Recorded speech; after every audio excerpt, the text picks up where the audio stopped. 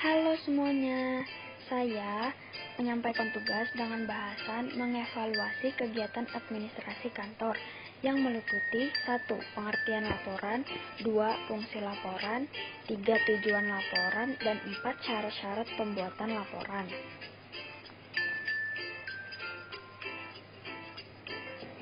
1. Pengertian laporan. Laporan adalah suatu bentuk penyampaian berita, keterangan, pemberitahuan, ataupun pertanggungjawaban baik secara lisan maupun tulisan dari bawahan kepada atasan. Dalam bahasa Inggris, laporan dikenal dengan nama report. Kata report berasal dari gabungan kosakata yakni re yang bermakna kembali dan partare yang bermakna membawa atau menyangkut. Laporan termasuk hasil dari pekerjaan kantor karena di dalamnya terdapat kegiatan pencatatan, pengumpulan, pemeriksaan, pengetikan, dan pengolahan data. Definisi laporan menurut para ahli. Yang pertama, Moekijat dalam bukunya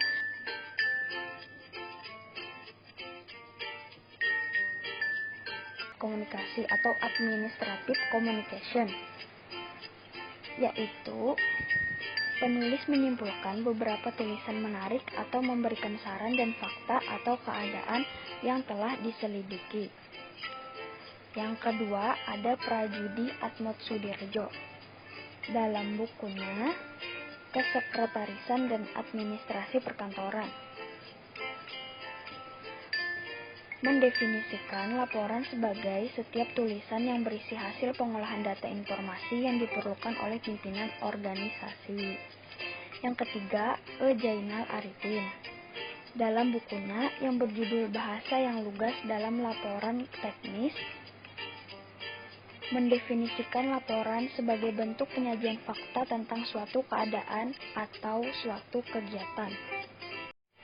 Kedua, ada fungsi laporan. Fungsi laporan terbagi menjadi 5, yaitu A. Bentuk pertanggungjawaban, misalnya seperti penyelesaian suatu pekerjaan, karena itu termasuk tanggung jawab sebagai pegawai.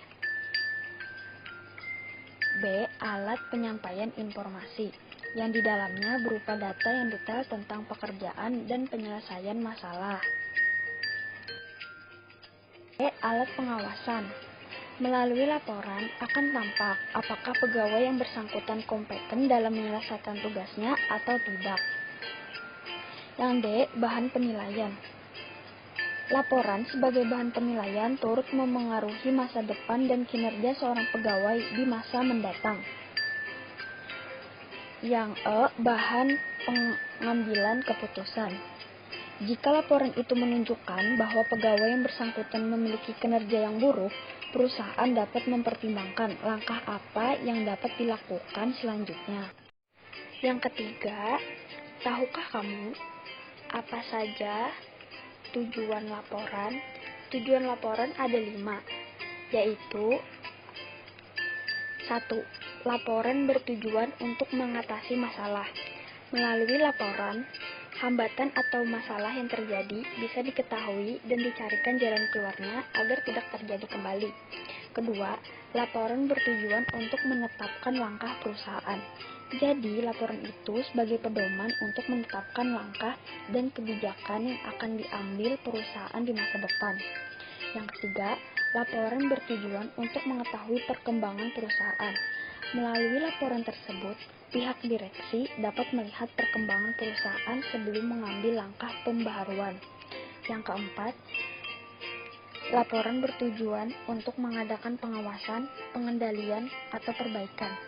Jadi, ini merupakan bentuk tindakan preventif agar pihak perusahaan jangan sampai salah mengambil kebijakan dan tidak mengulang kesalahan yang sama di masa depan. Kelima, laporan untuk menemukan teknik baru dalam menyelesaikan suatu pekerjaan atau masalah. Tujuan laporan ini dibuat agar perusahaan dapat menemukan solusi dan teknik baru dalam penyelesaian masalah. Dengan begitu, perusahaan memiliki banyak alternatif penyelesaian masalah. Yang terakhir, 4. Syarat-syarat pembuatan laporan ada 8.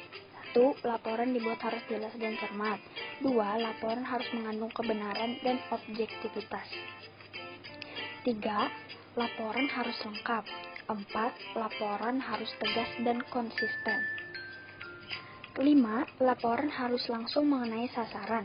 6. Laporan harus disampaikan kepada orang dan alamat yang tepat.